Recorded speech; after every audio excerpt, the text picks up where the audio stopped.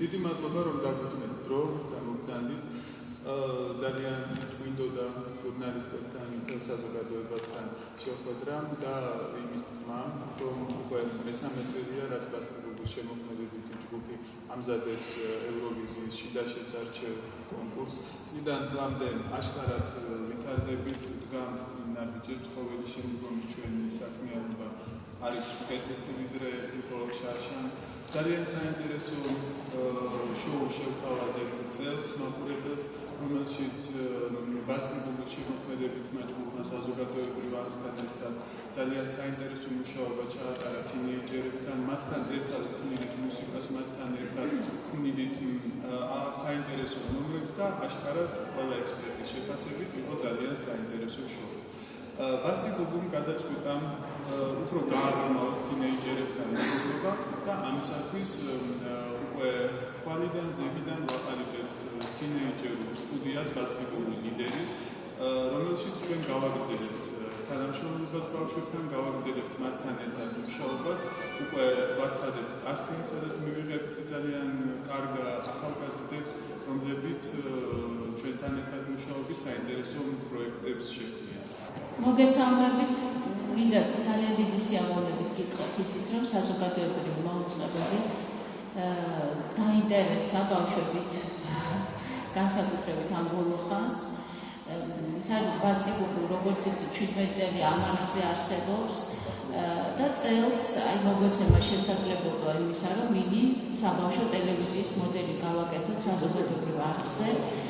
აქ იქნება ეს სატელევიზიო საბავშვო ტელევიზია, მოიცავს სამივე ასაკობრივ ჯგუფს, ეს არის სკოლამდელი, ეს არის დაწყებითი კლასები და ეს არის თინეიჯერები.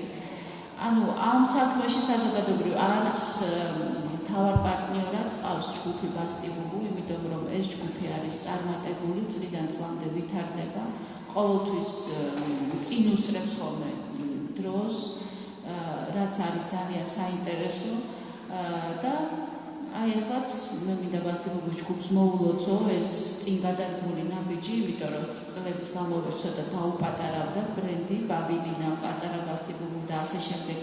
რაღაცა გენაცვალოს დედიკოს რეჟიმში გადაიყვანა ბასკეტბოლი. ეხლა ევროვიზიამ ეს ასაკი ზემოთ აწია.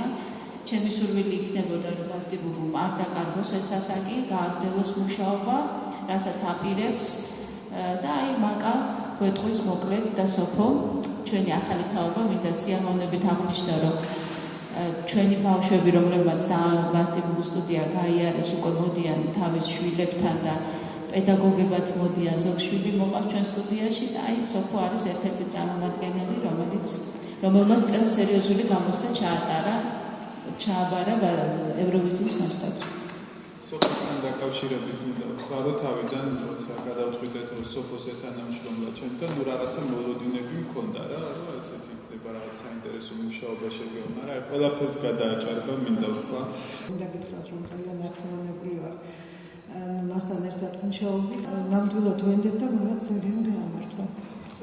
ჩემთვის ძალიან დიდი, არ ვიცი რა, საჩუქარი იყო ის, რომ შემოვთავაზებთ მუშაობა თქვენთან ერთად, რაც არის ჩემთვის, რა თქმა უნდა, უდიდესი გამოცდილება და უდიდესი სიხარული ბავშვებთან ურთიერთობა. მინდა მიულოცო თითოეულ მათგანს, იმიტომ რომ არაჩვეულებრივი არიან და მინდა თენქური წარმატება უსურვო და ჩემი მაქსიმალ შესაძლებლობას გამოვიყენებ იმისთვის, რომ ეუჯგუფთან, ანუ დიდებთან, რა ვიცი, ყველაფერი კარგად წავიდეს და მათი ყველანაირი მონაცემები და გამოგვინდას.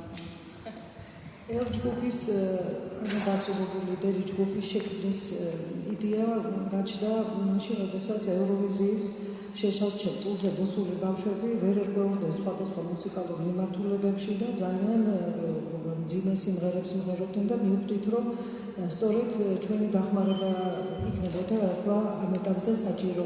და ამ სტუდიაში, რომელსაც ჩვენი გავხსნით, ბავშვები გაერკვევიან ჯერჯერობით სხვადასხვა პირველად გაერკვევიან სხვადასხვა მუსიკალურ მიმართულებებში, გაარკვევენ რა მღერიან, როგორ მღერიან და შემდეგ შეუდგებით ვთქვათ გზას ეს ევროპისკენ იქნება, თუნდაც ქალაქის თბილისის მასშტაბით სხვადასხვა ღონისძიებებში ბავშვები იქნებიან გარკვეული, ინფორმირებული და ვფიქრობ, რომ სწორედ ჩვენ უნდა მოვკიდოთ ამას ხელი, რახან 3 წლის განმავლობაში ვთვლი, რომ თინეიჯერებთან მუშაობა განმოვიდა. ჩამოვაყალიბეთ და შევქმნით განახლებული ჩვენი საიტი basdibobut.gr, რომელიც ძალიან საინტერესო ხასიათს ატარებს იმ მხრივ, რომ არის საგანმანათლებლო განმავითარებელი. მე 2 სიტყვას დავამატებდი თვითონ შემოქმედებით ჯგუფზე, რაც შეეხება თვითონ ქორეოგრაფიას დადგმებს ჩვენთან არის ახლა პაშა სადიანი ცოტა მორიდებული ბიჭია და შორს ის. შერჩევა როდიდან იწყება? იცით რა, საიტზე არის განთავსებული თვითონ ფორმა, ანკეტის ფორმა, სადაც შეუძლია ნებისმიერ შევიდეს და შეავსოს ისეთი ანკეტაა, რომ მაქსიმალური ინფორმაციას ავგრიფოთ ბავშვებზე. უკვე შემდეგ ალბათ 15 რიცხვისთვის თვითონ ჯგუფი დაჯდება შემოქმედებითი და რომელი საინტერესო ანკეტაც იქნება, მოიწვევენ იმ ბავშვებს კასტინგზე.